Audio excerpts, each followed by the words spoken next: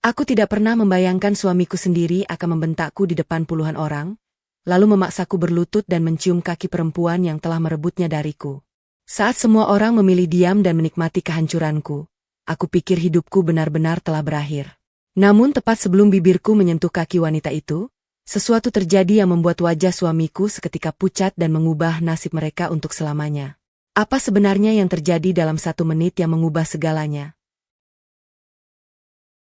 Nabila berdiri di depan meja makan sambil menuangkan teh hangat ke dalam cangkir milik suaminya. Jam dinding menunjukkan pukul 7 pagi. Seperti biasanya, ia sudah bangun sejak subuh. Rumah sudah bersih, sarapan sudah siap, bahkan pakaian kerja Rangga telah disetrika dan digantung rapi. "Mas, sarapannya sudah siap," ucap Nabila lembut. Rangga yang baru turun dari lantai atas hanya melirik sekilas. Wajahnya datar tanpa senyum. "Aku lagi buru-buru." Ia mengambil kunci mobil, lalu berjalan menuju pintu. "Minimal minum teh dulu." "Nggak usah." Pintu tertutup cukup keras.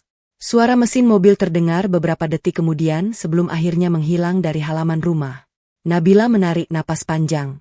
Pemandangan seperti itu sudah menjadi kebiasaan selama beberapa bulan terakhir. Rangga berubah menjadi pria yang dingin. Tidak pernah lagi bertanya kabarnya, tidak lagi mengajak berbicara, apalagi makan bersama. Padahal dulu semua berbeda. Saat mereka baru menikah, Rangga selalu pulang tepat waktu. Mereka makan malam sambil bercanda.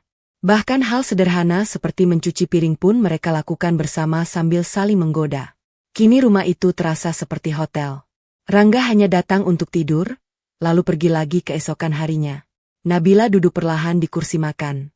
Tatapannya kosong menatap 2 piring yang masih utuh. "Sejak kapan semuanya berubah?" gumamnya pelan. Ia sebenarnya tahu jawabannya. Perubahan itu dimulai ketika Rangga mendapat promosi besar di perusahaan tempatnya bekerja. Jabatan baru membuat penghasilannya melonjak berkali-kali lipat. Mereka pindah ke rumah yang lebih besar, membeli mobil baru, dan mulai dikenal banyak orang. Namun bersamaan dengan keberhasilan itu, sifat Rangga ikut berubah. Ia menjadi mudah marah.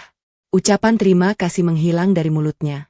Perhatian terhadap istrinya semakin berkurang. Bahkan telepon dari Nabila seringkali tidak diangkat. Awalnya Nabila menganggap suaminya hanya sibuk bekerja. Ia berusaha memahami keadaan. Ia tidak pernah mengeluh. Tetapi semakin lama, ada banyak hal yang sulit dijelaskan. Rangga mulai pulang larut malam hampir setiap hari. Bajunya beberapa kali tercium aroma parfum perempuan. Kadang ia tersenyum sendiri ketika melihat layar ponselnya. Yang paling menyakitkan, ia selalu mengunci ponselnya rapat-rapat. Jika Nabila datang mendekat, layar itu langsung dimatikan. Sikap itu membuat hati Nabila dipenuhi pertanyaan. Namun setiap kali ingin bertanya, keberaniannya hilang. Ia takut mendengar jawaban yang selama ini berusaha ia hindari. Siang itu Nabila pergi ke pasar untuk membeli kebutuhan rumah. Saat sedang memilih sayuran, ia bertemu tetangganya, Bu Siska. "Wah, Bu Nabila." Nabila tersenyum ramah. "Bu Siska, sehat?" "Alhamdulillah." Mereka berbincang sebentar. Namun ekspresi Bu Siska terlihat ragu-ragu, seolah ingin mengatakan sesuatu. "Nabila, boleh saya tanya?" "Tentu." "Mas Rangga sekarang sering kerja di luar kota ya?" Nabila mengangguk pelan. Katanya begitu. Bu Siska saling menatap dengan temannya sebelum akhirnya menghela napas. "Saya mungkin salah lihat." "Lihat apa, Bu?" "Soalnya beberapa hari lalu saya melihat Mas Rangga makan malam sama perempuan muda di sebuah restoran." Jantung Nabila seperti berhenti berdetak. "Mungkin rekan kerja." "Iya, mudah-mudahan memang begitu." Bu Siska tidak melanjutkan ucapannya. Namun kalimat itu terus terngiang di kepala Nabila sepanjang perjalanan pulang. Ia mencoba berpikir positif. Rangga bekerja di perusahaan besar. Bertemu klien perempuan tentu bukan hal aneh. Tetapi mengapa hatinya tetap terasa sesak? Malam harinya, Rangga pulang lebih larut dari biasanya. Jam hampir menunjukkan tengah malam. Nabila yang sejak tadi menunggu segera membukakan pintu. "Kamu belum tidur?" "Aku menunggu Mas. Aku capek." Rangga melepas jasnya begitu saja ke atas sofa. Nabila segera mengambilkannya segelas air putih. "Mas sudah makan?" "Sudah." "Dengan siapa?" Rangga menghentikan langkahnya. "Maksud kamu?" "Enggak apa-apa. Aku cuma tanya." Tatapan Rangga berubah tajam. Jangan mulai macam-macam. Aku cuma khawatir. Aku kerja, bukan main. Nabila menundukkan kepala. Maaf. Aku paling malas kalau pulang malah diinterogasi. Tanpa menunggu jawaban, Rangga langsung masuk ke kamar. Nabila tetap berdiri di ruang tamu. Segelas air di tangannya masih utuh. Tangannya mulai bergetar. Ia sadar, pertanyaan sederhana saja sudah cukup membuat suaminya marah. Hubungan mereka benar-benar berubah. Beberapa hari kemudian, saat membersihkan ruang kerja Rangga, sebuah benda kecil jatuh dari dalam laci meja. Sebuah kotak perhiasan berwarna hitam. Nabila membukanya perlahan. Di dalamnya terdapat kalung emas dengan liontin berbentuk hati. Kalung itu masih baru. Masih tersimpan rapi bersama kartu ucapan. Nabila membuka kartu tersebut. Terima kasih sudah membuat hari-hariku bahagia. Tidak ada nama pengirim. Tidak ada nama penerima. Namun tulisan tangan itu jelas bukan milik Rangga. Perlahan tubuh Nabila melemas. Selama bertahun-tahun menikah, Rangga bahkan tidak pernah lagi memberinya hadiah ulang tahun. Lalu untuk siapa kalung itu? Air mata mulai membasahi pipinya. Tetapi sebelum pikirannya semakin jauh, suara mobil memasuki halaman rumah membuatnya terkejut. Dengan cepat ia mengembalikan kotak itu ke tempat semula. Ia mengusap air matanya secepat mungkin. Rangga masuk rumah sambil memainkan ponselnya. Nabila. Iya, Mas. Hari Sabtu ikut aku. Mau kemana? Acara keluarga. Nabila sedikit lega. Sudah lama ia tidak menghadiri acara keluarga besar. Mungkin ini kesempatan memperbaiki hubungan mereka. Jam berapa berangkat? Pagi. Baik. Rangga kembali menatap layar ponselnya. Oh ya? Nabila menoleh. Pakai baju yang rapi. Nabila tersenyum kecil. Iya. Ia tidak tahu bahwa undangan itu bukan awal dari kebahagiaan. Ia juga tidak menyadari bahwa di acara keluarga itulah harga dirinya akan diuji dengan cara yang tidak pernah ia bayangkan. Sementara itu, di dalam mobil yang masih terparkir di luar rumah, sebuah nama muncul di layar ponsel Rangga. Sayangku. Rangga tersenyum tipis sebelum mengangkat panggilan itu. Tenang, katanya pelan. Sabtu semuanya selesai. Setelah itu tidak akan ada lagi yang mengganggu hubungan kita. Tanpa disadarinya, ucapan itu menjadi awal dari kehancuran yang kelak menghancurkan hidupnya sendiri. Sabtu pagi, Nabila berdiri di depan cermin sambil merapikan jilbab berwarna krem yang dipilihnya. Ia mengenakan gaun sederhana yang selama ini menjadi favorit Rangga. Meski hubungan mereka sedang tidak baik, ia tetap ingin menghormati undangan keluarga suaminya. Saat keluar dari kamar, ia melihat Rangga sudah menunggu di ruang tamu. Sudah selesai? Tanya Rangga singkat. Sudah. Ya sudah, berangkat. Tidak ada pujian. Tidak ada senyum. Bahkan Rangga tidak menoleh sedikit pun ke arah istrinya. Sepanjang perjalanan, suasana di dalam mobil begitu sunyi.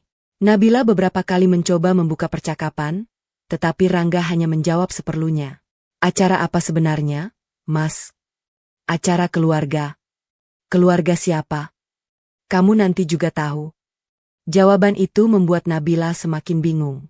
Mobil akhirnya berhenti di sebuah rumah mewah yang belum pernah ia datangi sebelumnya. Halamannya dipenuhi mobil-mobil mahal. Beberapa pria berpakaian rapi dan wanita bergaun elegan tampak saling menyapa sambil tertawa. Mas, ini rumah siapa? Masuk saja. Rangga berjalan lebih dulu tanpa menunggu Nabila. Begitu memasuki halaman, beberapa anggota keluarga besar langsung menghampiri Rangga. Rangga datang. Wah, akhirnya sampai juga. Semua menyambut Rangga dengan hangat. Namun berbeda dengan Nabila. Hanya sedikit orang yang menyapanya. Sebagian hanya melirik sekilas, lalu kembali mengobrol. Nabila berusaha mengabaikan perasaan itu. Ia tersenyum sopan kepada siapapun yang berpapasan dengannya. Tak lama kemudian, seorang perempuan muda turun dari tangga rumah. Usianya mungkin tidak jauh dari 30 tahun. Penampilannya sangat mencolok dengan gaun mahal dan perhiasan yang berkilau. Perempuan itu langsung berjalan menuju Rangga. Tanpa rasa canggung, ia meraih lengan pria itu. Sayang, kamu akhirnya datang juga. Nabila membeku. Ia menatap tangan perempuan itu yang menggenggam lengan suaminya. Rangga sama sekali tidak menepisnya. Malah ia tersenyum. Macet sedikit tadi. Jantung Nabila berdegup semakin cepat. Ia berharap semua itu hanya salah paham. Mungkin perempuan itu memang terlalu akrab. Namun harapan itu hancur beberapa detik kemudian. Rangga menarik perempuan tersebut mendekati kerumunan keluarga. Semuanya, saya ingin memperkenalkan seseorang. Suasana langsung hening. Perempuan itu berdiri di samping Rangga dengan senyum penuh percaya diri. Namanya Melisa. Melisa melambaikan tangan kecil. Senang bertemu semuanya. Beberapa orang langsung bertepuk tangan. Ada yang tersenyum lebar. Ada pula yang saling bertukar pandang seolah sudah mengetahui sesuatu. Nabila berdiri beberapa langkah di belakang mereka. Dadanya mulai terasa sesak. Rangga melanjutkan ucapannya. Mulai hari ini saya tidak ingin lagi menyembunyikan hubungan kami. Kalimat itu membuat seluruh tubuh Nabila terasa lemas. Hubungan? Apa maksudnya? Seorang pria parubaya yang masih memiliki hubungan keluarga dengan Rangga tertawa kecil. Jadi benar kabar yang beredar? Rangga mengangguk tanpa ragu. Benar. Suara bisik-bisik mulai terdengar di berbagai sudut ruangan. Nabila merasa semua mata kini mengarah kepadanya. Tangannya mulai dingin. Ia masih berharap Rangga akan segera menjelaskan semuanya. Namun yang keluar justru kalimat yang menghancurkan hidupnya. Aku sudah tidak mencintai Nabila. Ruangan mendadak sunyi. Nabila menatap suaminya dengan mata berkaca-kaca. Mas, aku capek hidup sama perempuan yang tidak bisa mengimbangiku. Kalimat itu terdengar begitu tajam. Nabila menggeleng pelan. Apa salahku? Kamu terlalu biasa. Ucapan itu menusuk lebih dalam daripada pisau. Selama bertahun-tahun ia mendampingi Rangga dari keadaan sulit. Saat suaminya belum memiliki apa-apa, ia selalu ada. Saat Rangga sakit, ia yang merawat.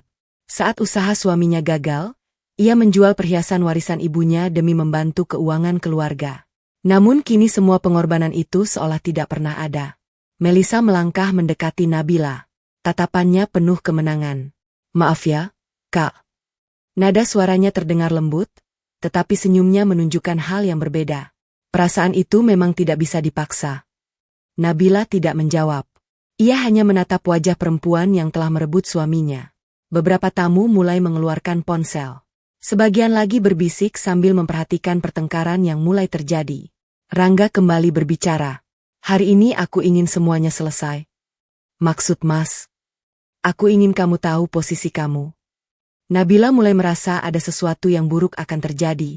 Rangga melangkah mendekat hingga jarak mereka hanya beberapa langkah. Lututmu. Nabila mengernyit. Apa? Berlutut. Ruangan kembali hening. Nabila tidak percaya dengan apa yang baru didengarnya. Mas, jangan bercanda. Aku tidak sedang bercanda. Tatapan Rangga berubah dingin. Berlutut di depan Melisa. Air mata langsung memenuhi mata Nabila. Kenapa kamu melakukan ini? Supaya kamu sadar. Sadar apa? Bahwa kamu sudah kalah. Beberapa anggota keluarga saling memandang. Ada yang tampak tidak nyaman, tetapi tidak satu pun berani menyela. Rangga merasa dirinya berada di atas angin. Ia yakin semua orang akan memihaknya. Melisa menyilangkan kedua tangannya di depan dada. Senyumnya semakin lebar. Kalau memang sudah kalah, sebaiknya terima kenyataan saja. Nabila menggigit bibirnya. Dadanya naik turun menahan tangis. Ia tidak pernah membayangkan pria yang dulu bersumpah akan menjaganya seumur hidup kini justru menjadi orang yang paling ingin menghancurkan harga dirinya. Namun penghinaan itu belum selesai. Rangga menunjuk kaki Melisa. Sekarang cium kakinya.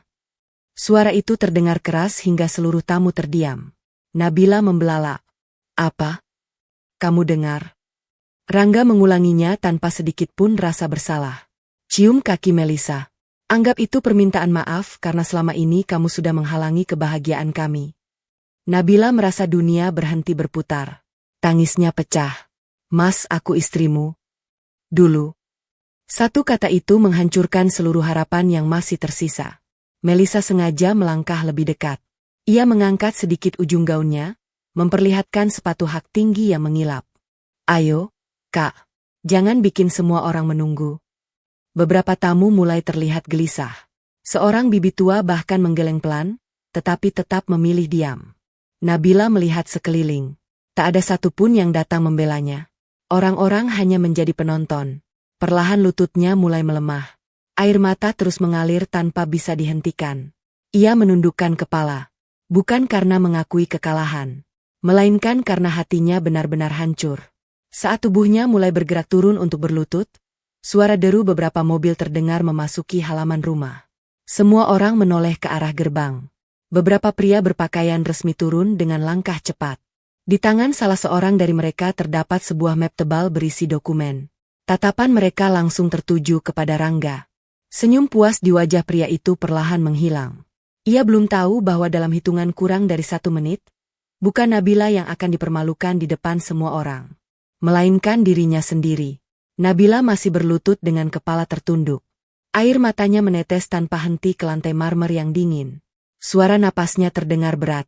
Ia berusaha menguatkan dirinya meski harga dirinya baru saja diinjak-injak di depan puluhan pasang mata. Melisa berdiri dengan senyum penuh kemenangan. Ayo, Kak. Tinggal sedikit lagi. Rangga melipat kedua tangannya di depan dada. Wajahnya menunjukkan kepuasan. Jangan buang waktu. Lakukan. Namun sebelum Nabila benar-benar menundukkan tubuhnya, suara langkah kaki yang tergesa terdengar dari arah pintu masuk. Permisi. Semua orang menoleh. 3 pria berpakaian rapi memasuki halaman bersama 2 petugas kepolisian. Wajah mereka terlihat serius. Pria yang berada paling depan langsung mengangkat sebuah map berwarna biru. Mana saudara Rangga Pratama? Rangga mengernyit. Saya. Kami dari kantor pusat. Suasana yang tadi penuh bisik-bisik mendadak berubah menjadi sunyi. Rangga mencoba tersenyum. Oh, Pak Hendra, ada apa datang ke sini? Pria bernama Hendra sama sekali tidak membalas senyum itu. Kami datang menjalankan keputusan direksi. Rangga mulai terlihat gelisah. Keputusan apa? Hendra membuka map di tangannya. Saudara Rangga resmi diberhentikan dari jabatan mulai hari ini. Kalimat itu terdengar jelas di telinga semua tamu. Beberapa orang langsung saling memandang. Rangga tertawa kecil. Ini pasti bercanda. Tidak. Kemarin saya masih rapat dengan direktur. Itu sebelum hasil audit keluar. Senyum di wajah Rangga perlahan menghilang. Audit. Hendra mengeluarkan beberapa lembar dokumen. Selama 6 bulan terakhir ditemukan penyalahgunaan dana perusahaan, manipulasi laporan proyek, dan penggunaan rekening pribadi untuk menerima sejumlah pembayaran. Tubuh Rangga langsung menegang. Itu tidak benar. Semua bukti sudah kami pegang. Hendra menyerahkan beberapa salinan dokumen kepada petugas kepolisian. Kami juga sudah menyerahkan seluruh hasil penyelidikan kepada pihak berwenang. Bisik-bisik para tamu berubah menjadi gumaman yang semakin keras. Astaga! Serius? Pantas saja hidupnya berubah begitu cepat. Rangga mulai kehilangan kendali. Kalian salah orang. Hendra menatapnya datar. Apakah tanda tangan ini juga salah? Ia memperlihatkan beberapa dokumen. Rangga terdiam. Itu memang tanda tangannya. Keringat dingin mulai membasahi pelipisnya. Melisa yang sejak tadi berdiri di samping Rangga mulai mundur beberapa langkah. Waktu itu, kamu bilang semuanya aman. Rangga menoleh cepat. Diam dulu. Tapi kamu bilang tidak mungkin ketahuan. Suara Melisa justru membuat suasana semakin ricuh. Semua orang mulai memahami bahwa perempuan itu mengetahui sesuatu. Hendra kembali berbicara. Bukan hanya masalah perusahaan. Ia mengeluarkan sebuah amplop coklat. Selama penyelidikan berlangsung, kami juga menemukan bukti bahwa saudara Rangga menggunakan fasilitas kantor untuk kepentingan pribadi, termasuk membiayai hubungan di luar pernikahan. Puluhan pasang mata langsung mengarah kepada Melisa. Wajah perempuan itu berubah pucat. Apa maksudnya? Mobil dinas, hotel, tiket perjalanan. Semuanya dibayar menggunakan dana perusahaan. Melisa langsung menggeleng. Aku nggak tahu. Hendra menatapnya tajam. Nama Anda juga tercatat dalam beberapa transaksi. Melisa mundur selangkah lagi. Aku cuma diajak. Tolong jelaskan nanti kepada penyidik. Kalimat itu membuat lutut Melisa hampir lemas. Sementara itu, Nabila perlahan mengangkat kepalanya. Ia masih belum percaya dengan apa yang sedang terjadi. Beberapa menit yang lalu semua orang memandangnya dengan hina. Sekarang keadaan berbalik sepenuhnya. Rangga mencoba mendekati Hendra. Kita bisa bicara baik-baik. Tidak ada lagi yang perlu dibicarakan. Saya sudah bekerja bertahun-tahun. Dan justru karena itu perusahaan memberi kepercayaan penuh. Hendra menarik napas panjang. Sayangnya kepercayaan itu Anda hianati. Petugas kepolisian melangkah maju. Saudara Rangga, kami meminta Anda ikut bersama kami untuk memberikan keterangan. Rangga langsung menggeleng. Tidak. Tolong bekerja sama. Aku tidak bersalah. Suara Rangga mulai meninggi. Ia menoleh ke arah keluarga besarnya. Om, Tante bilang sesuatu. Namun tidak ada yang bergerak. Orang-orang yang tadi tertawa bersamanya kini menjaga jarak. Seorang pamannya bahkan melangkah mundur. Kamu benar-benar mengecewakan keluarga. Ucapan itu membuat wajah Rangga semakin pucat. Ia kembali mencari wajah lain. Tidak ada. Tak seorang pun datang membelanya. Melisa yang sejak tadi berdiri di sampingnya perlahan melepaskan genggaman tangannya. Aku pulang dulu. Rangga langsung menoleh. Melisa. Aku nggak mau ikut terlibat. Kamu mau ninggalin aku? Melisa tidak menjawab. Ia berbalik dan berjalan cepat menuju mobilnya. Rangga berusaha mengejar Melisa. Namun perempuan itu masuk ke dalam mobil tanpa menoleh lagi. Beberapa detik kemudian mobil melaju meninggalkan rumah itu. Rangga berdiri terpaku. Perempuan yang tadi dibelanya mati-matian kini pergi tanpa rasa bersalah. Hendra menggeleng pelan. Beginikah orang yang tadi ingin Anda perjuangkan? Ucapan itu terasa seperti tamparan.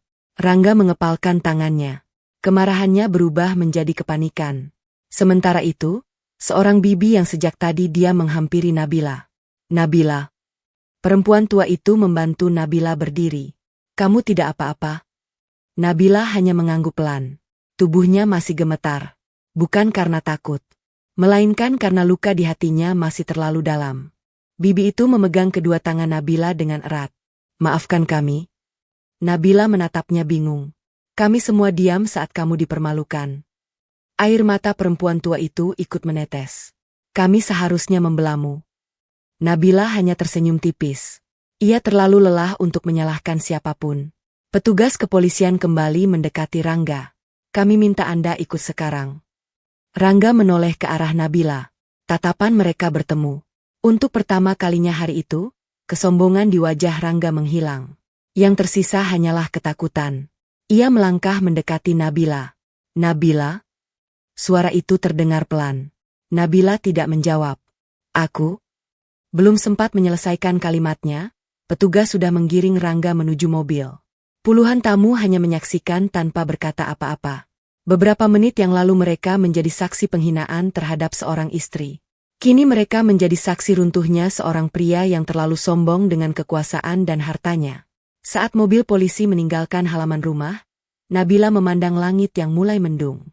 Air matanya masih mengalir. Namun kali ini bukan karena dipermalukan. Melainkan karena ia sadar bahwa rumah tangga yang selama ini ia pertahankan telah benar-benar berakhir. Di sisi lain, Rangga yang duduk di dalam mobil polisi menatap kosong keluar jendela. Ia belum menyadari bahwa penangkapan hari itu hanyalah awal. Masih ada hukuman yang jauh lebih berat menantinya. Bukan hanya kehilangan pekerjaan dan nama baik, tetapi juga kehilangan semua orang yang pernah ia anggap akan selalu berada di sisinya. 3 hari setelah penangkapan Rangga, kabar tentang kasusnya menyebar dengan cepat. Berita itu memenuhi media sosial dan menjadi bahan pembicaraan di berbagai tempat. Foto saat ia digiring keluar dari acara keluarga beredar kemana-mana. Nama yang dulu dihormati kini berubah menjadi bahan cibiran. Orang-orang yang dulu berebut ingin berkenalan dengannya, kini memilih menjauh. Di rumah sederhana milik orang tua Rangga, suasana terasa mencekam. Ayah Rangga duduk diam di ruang tamu sambil memegang ponselnya. Wajahnya terlihat letih. Sejak pagi, telepon terus berdatangan. Semua menanyakan hal yang sama. Benarkah Rangga ditangkap? Ibunya bahkan tidak sanggup keluar rumah karena malu menghadapi tetangga. Pintu rumah tiba-tiba diketuk. Ayah Rangga membukanya. Di depan pintu berdiri Rangga dengan wajah kusut. Pakaiannya tidak lagi serapi biasanya. Matanya sembab karena kurang tidur. Ayah? Belum sempat ia melangkah masuk, ayahnya mengangkat tangan. Jangan masuk. Rangga terdiam. Ayah? Kamu sudah membuat keluarga ini dipermalukan. Ayah, dengarkan aku dulu. Dari kecil ayah mengajarkanmu hidup jujur. Tapi apa yang kamu lakukan? Rangga menundukkan kepala. Ia tidak mampu membantah. Ibunya keluar dari dalam rumah sambil menangis. Kenapa kamu melakukan semua itu, Nak? Rangga mendekat. Bu. Namun sang ibu justru mundur beberapa langkah. Kami tidak pernah mengajarimu mengkhianati istri. Kalimat itu membuat dada Rangga terasa sesak. Kami juga tidak pernah mengajarimu mengambil hak orang lain. Air mata mulai mengalir di wajah Rangga. Aku menyesal. Penyesalanmu datang terlambat. Ayahnya menarik napas panjang. Pergilah. Rangga memandang kedua orang tuanya bergantian. Tapi aku anak ayah. Kamu tetap anak kami. Suara ayahnya mulai bergetar. Tapi kami butuh waktu untuk menerima semua ini. Pintu rumah perlahan ditutup. Rangga masih berdiri mematung di halaman.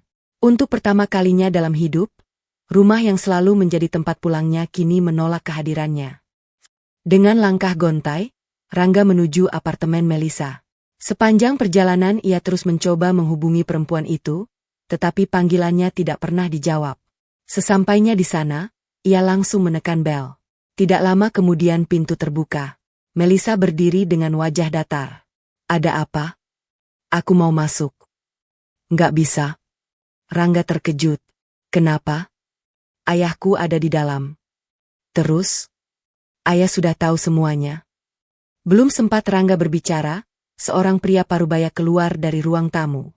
Tatapannya tajam. Kamu Rangga? Iya, Pak. Kamu yang menghancurkan nama baik anak saya. Rangga menggeleng. Kami saling mencintai. Pria itu tertawa sinis. Cinta? Ia melangkah semakin dekat. Kamu datang ke hidup anak saya saat masih punya istri. Rangga terdiam. Kamu bilang akan menceraikan istrimu. Rangga masih diam. Lalu sekarang kamu datang sebagai tersangka kasus penggelapan. Melisa menggigit bibirnya. Ia tidak berani menatap ayahnya. Pria itu menunjuk pintu. Keluar. Pak, saya cuma ingin bicara. Saya tidak mau mendengar apapun. Tolong beri saya kesempatan. Tidak ada. Suara pria itu semakin keras. Keluarga kami tidak menerima laki-laki yang mengkhianati istrinya. Kalimat itu terasa seperti tamparan. Mulai hari ini jangan pernah datang lagi. Pintu apartemen ditutup tepat di depan wajah Rangga. Ia berdiri sendirian di lorong. Orang yang dulu berjanji akan selalu bersamanya kini bahkan tidak berani membelanya.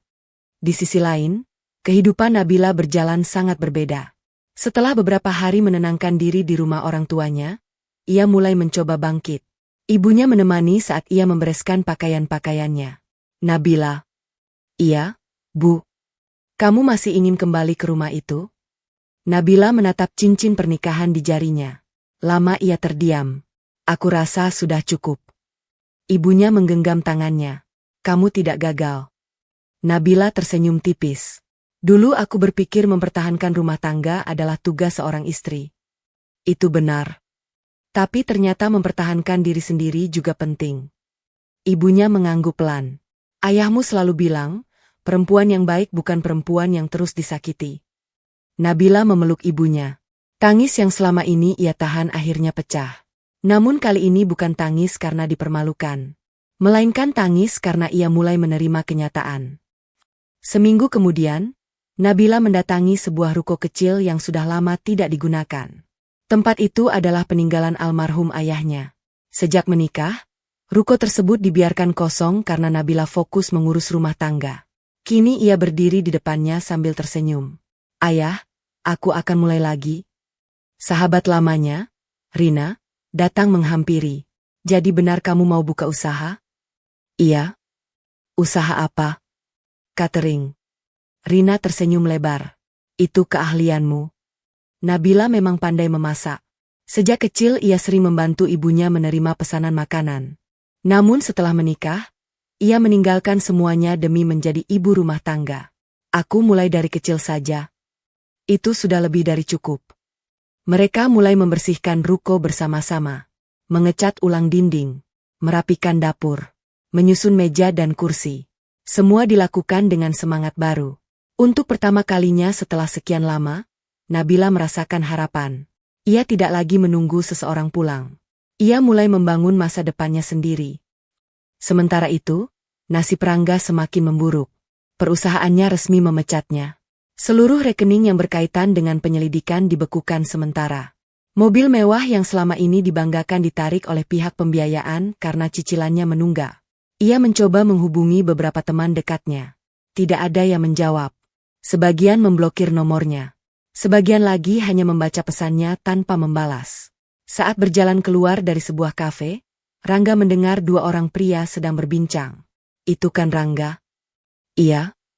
Dulu sombong sekali. Sekarang lihat. Rangga mempercepat langkahnya.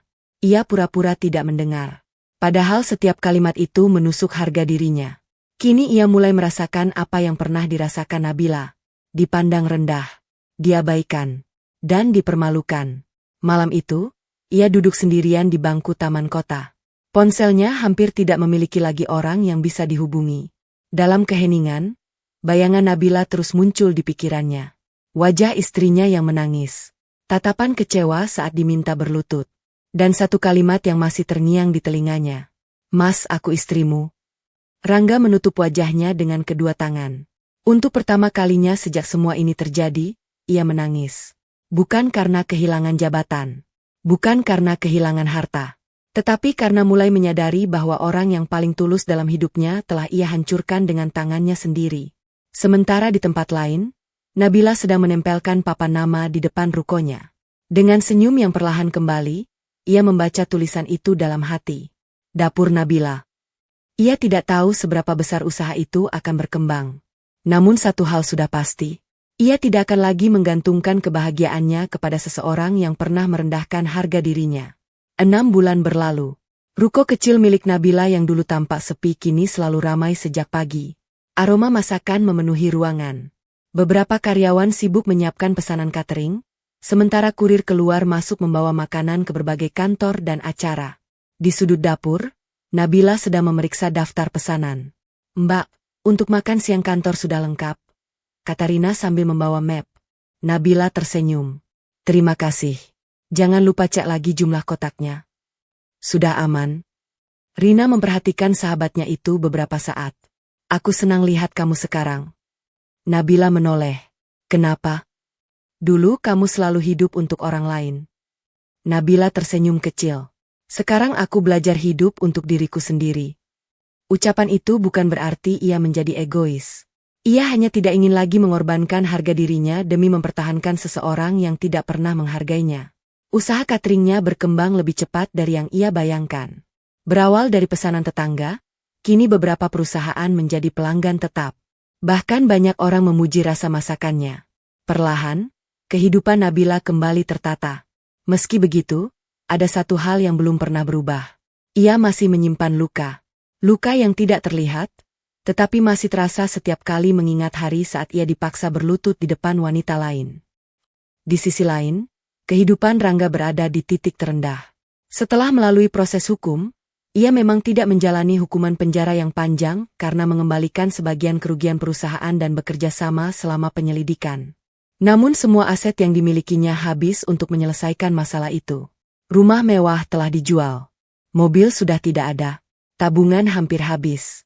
Kini ia tinggal di sebuah kamar kos sederhana di pinggir kota. Kamar itu hanya berisi sebuah tempat tidur, kipas angin tua, dan meja kecil. Tidak ada lagi kemewahan. Tidak ada lagi teman yang datang berkunjung. Malam itu Rangga duduk sendirian sambil memandangi dompetnya. Isinya hanya beberapa lembar uang. Ponselnya berbunyi. Dengan cepat ia mengangkat panggilan itu. Halo? Namun wajahnya kembali muram. Panggilan itu berasal dari perusahaan penagih utang. Mereka kembali mengingatkan sisa kewajibannya. Rangga hanya mampu meminta tambahan waktu. Setelah telepon ditutup, ia menyandarkan tubuh ke dinding. Kenapa hidupku jadi seperti ini? Gumamnya. Pertanyaan itu langsung dijawab oleh suara hatinya sendiri. Karena semua ini berawal dari pilihanmu. Ia memejamkan mata. Bayangan Nabila kembali muncul. Ia teringat bagaimana istrinya selalu menyambutnya dengan senyum setiap kali pulang kerja. Makanan hangat yang selalu tersedia di meja makan. Baju yang selalu rapi. Perhatian kecil yang dulu dianggap biasa. Semuanya baru terasa berharga ketika sudah hilang. Rangga menyesal. Namun ia sadar, penyesalan tidak bisa mengembalikan waktu. Keesokan harinya, Rangga bertemu dengan Ardi, sahabat lamanya. Mereka bertemu di sebuah warung kopi sederhana. Ardi menatap wajah Rangga yang tampak jauh lebih tua dari usianya. Kamu berubah. Rangga tersenyum hambar. Hidup mengajarkanku banyak hal. Ardi menghela napas. Aku sebenarnya sudah beberapa kali ingin menghubungimu. Kenapa nggak jadi? Aku marah sama kamu. Rangga mengangguk pelan. Aku memang pantas dimarahi. Ardi terdiam sejenak sebelum akhirnya berkata. Kamu tahu apa kesalahan terbesarmu? Perselingkuhan? Itu salah satunya. Lalu? Kamu menghina perempuan yang paling tulus mencintaimu. Rangga menundukkan kepala. Setiap kalimat Ardi terasa benar. Nabila bukan perempuan sempurna, lanjut Ardi. Tapi dia selalu ada saat kamu jatuh. Rangga menggenggam gelas kopinya erat.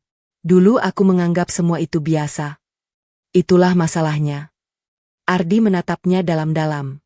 Kamu baru menghargainya setelah kehilangannya. Rangga mengusap wajahnya. Aku ingin minta maaf. Kalau memang tulus, temui dia. Tapi, apakah dia mau bertemu denganku? Itu hak Nabila. Ardi berdiri sambil menepuk bahu sahabatnya. Yang penting, jangan datang untuk meminta dia kembali. Lalu, datanglah untuk mengakui kesalahanmu. Kalimat itu terus terngiang di kepala Rangga. Sore harinya, Rangga berdiri di depan ruko bertuliskan dapur Nabila. Ia memandangi bangunan itu dengan perasaan campur aduk. Beberapa pelanggan keluar masuk sambil membawa pesanan. Rangga tidak menyangka usaha kecil yang dulu sering diremehkan justru berkembang seperti itu.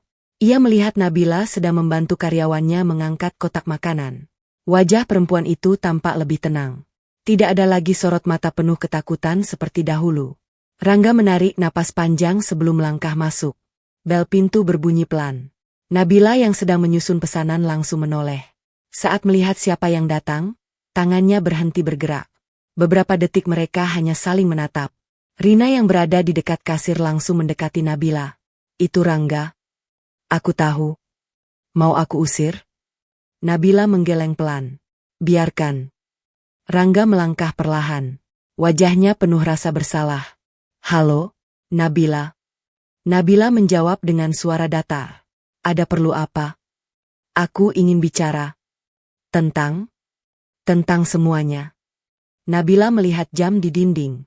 Aku cuma punya waktu sebentar. Rangga mengangguk. Terima kasih. Mereka duduk di salah satu meja yang sudah kosong. Suasana menjadi canggung. Rangga beberapa kali ingin berbicara, tetapi kata-kata itu seolah tertahan di tenggorokannya. Akhirnya ia berkata pelan, aku minta maaf. Nabila tidak menjawab. Aku sudah menghancurkan hidupmu. Masih tidak ada jawaban. Aku sadar sekarang. Air mata mulai memenuhi mata Rangga. Aku salah. Sangat salah. Nabila memandang pria yang dulu begitu ia cintai. Dulu, Rangga selalu berbicara dengan nada tinggi. Kini suaranya penuh penyesalan. Aku kehilangan semuanya. Nabila menarik napas pelan. Aku tahu. Tapi yang paling membuatku sakit. Rangga menundukkan kepala. Aku kehilangan orang yang benar-benar menyayangiku. Tangisnya pecah. Beberapa pelanggan yang masih berada di dalam ruko menoleh, tetapi segera kembali melanjutkan aktivitas mereka. Rangga tidak lagi peduli. Harga dirinya sudah hancur sejak lama. Aku tidak datang untuk mencari belas kasihan. Ia mengusap air matanya. Aku hanya ingin kamu tahu kalau setiap hari aku menyesali apa yang kulakukan. Nabila akhirnya berbicara. Masih ingat hari itu? Rangga mengangguk pelan. Hari saat kamu menyuruhku mencium kaki perempuan lain. Suasana kembali sunyi. Itu adalah hari ketika aku berhenti berharap. Rangga menutup matanya. Setiap kata yang keluar dari mulut Nabila terasa seperti pisau yang mengiris hatinya. Aku memang memaafkanmu sebagai manusia. Kalimat itu membuat Rangga perlahan mengangkat kepala. Tapi luka itu tidak hilang begitu saja. Rangga mengangguk. Aku mengerti. Tidak. Nabila menatapnya dengan tenang. Kamu belum benar-benar mengerti. Rangga terdiam. Kalau kamu mengerti, kamu tidak akan pernah melakukan itu sejak awal. Air mata kembali mengalir di wajah Rangga. Ia tidak bisa membantah. Semua yang dikatakan Nabila adalah kenyataan. Sebelum pergi, Rangga berdiri dari kursinya. Terima kasih karena masih mau mendengarkan. Nabila hanya mengangguk. Saat Rangga hampir mencapai pintu, ia berhenti sejenak tanpa menoleh. Aku tidak tahu apakah Tuhan masih memberi kesempatan untuk memperbaiki hidupku. Nabila menjawab dengan tenang. Setiap orang selalu punya kesempatan menjadi lebih baik. Rangga menoleh perlahan. Tapi bukan berarti semua yang hilang akan kembali. Kalimat itu membuat Rangga tersenyum pahit. Ia memahami maksud Nabila. Pengampunan mungkin masih bisa diberikan.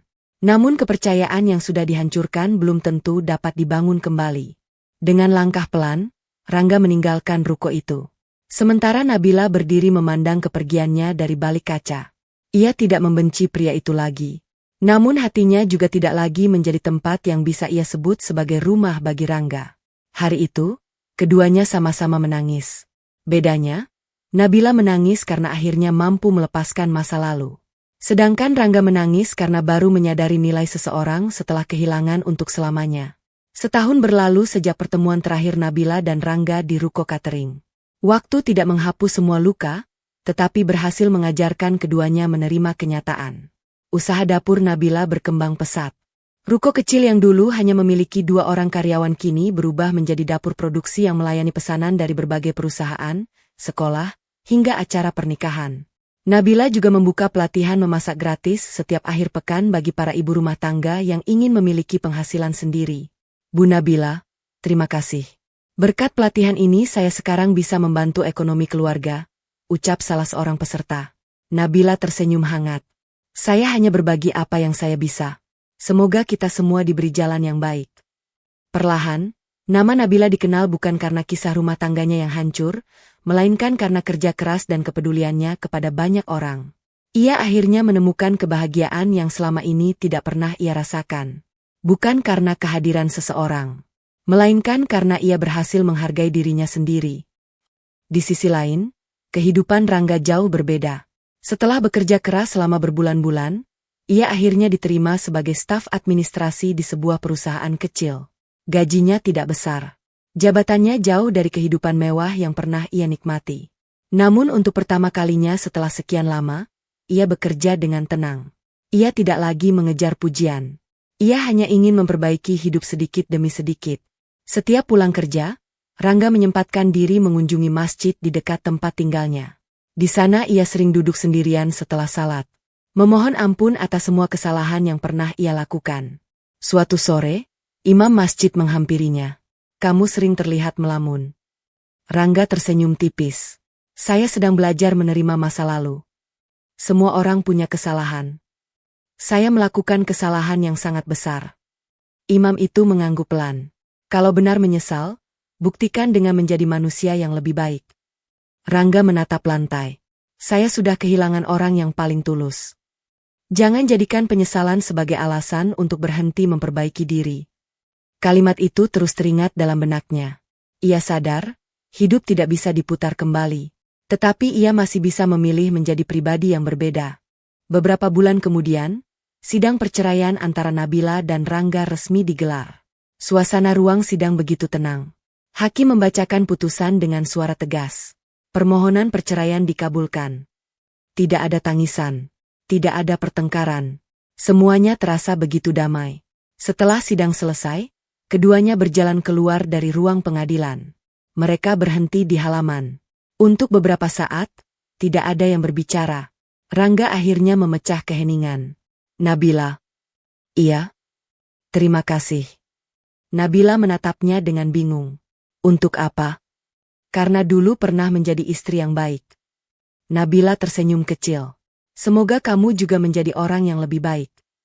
Rangga mengangguk. Aku akan berusaha. Ia menarik napas panjang. Aku tidak akan meminta kita kembali bersama. Nabila hanya diam. Aku tahu aku sudah kehilangan hak itu. Suasana kembali hening. Kemudian, tanpa diduga, Rangga perlahan menundukkan tubuhnya. Ia berlutut di hadapan Nabila. Beberapa orang yang berada di halaman pengadilan memperhatikan mereka. Rangga menundukkan kepala. Bukan untuk meminta kita kembali. Suaranya bergetar. Tapi untuk meminta maaf. Air mata mulai mengalir di wajahnya. Aku pernah memaksamu berlutut di depan orang lain. Ia menutup matanya. Hari ini, aku yang memilih merendahkan diriku di hadapan orang yang paling aku sakiti. Nabila terdiam. Ia tidak menyangka pria yang dulu begitu sombong kini benar-benar berubah. Namun yang paling membuatnya terkejut adalah kalimat berikutnya. Aku tidak pantas meminta maaf. Tapi kalau masih ada sedikit ruang di hatimu, doakan aku supaya bisa menebus dosa-dosaku kepada Tuhan. Nabila menarik napas panjang. Ia merasakan beban yang selama ini memenuhi dadanya perlahan menghilang. Mas. Rangga mengangkat wajahnya. Aku sudah memaafkanmu sejak lama. Tangis Rangga pecah. Berdirilah. Nabila mengulurkan tangan. Rangga ragu beberapa detik sebelum akhirnya berdiri sendiri. Aku memaafkanmu. Nabila berbicara dengan tenang. Tapi hidup kita sudah memiliki jalan masing-masing. Rangga mengangguk. Aku mengerti. Jangan terus hidup dalam rasa bersalah.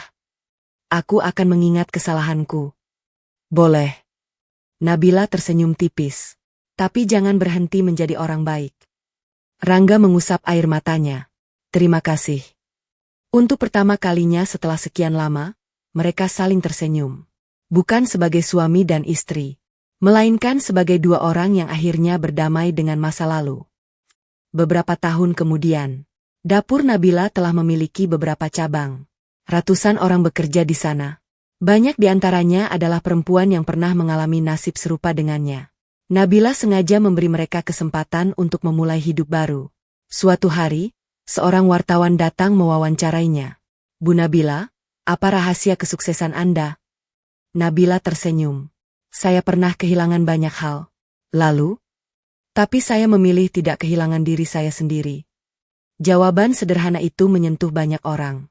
Kisah hidupnya menjadi inspirasi bagi perempuan yang sedang berjuang bangkit dari pengkhianatan dan penghinaan. Sementara itu, Rangga menjalani hidup sederhana. Ia tidak lagi mengejar kemewahan. Setiap bulan ia menyisihkan sebagian penghasilannya untuk membantu panti asuhan dan orang-orang yang membutuhkan. Ia tidak pernah menceritakan masa lalunya. Namun setiap kali melihat seorang suami memperlakukan istrinya dengan baik, ia selalu tersenyum. Karena ia tahu, itulah hal yang dulu gagal ia lakukan. Suatu sore, tanpa sengaja Rangga melihat sebuah mobil catering bertuliskan dapur Nabila melintas di depan tempat kerjanya.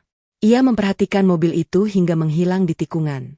Kemudian ia tersenyum kecil.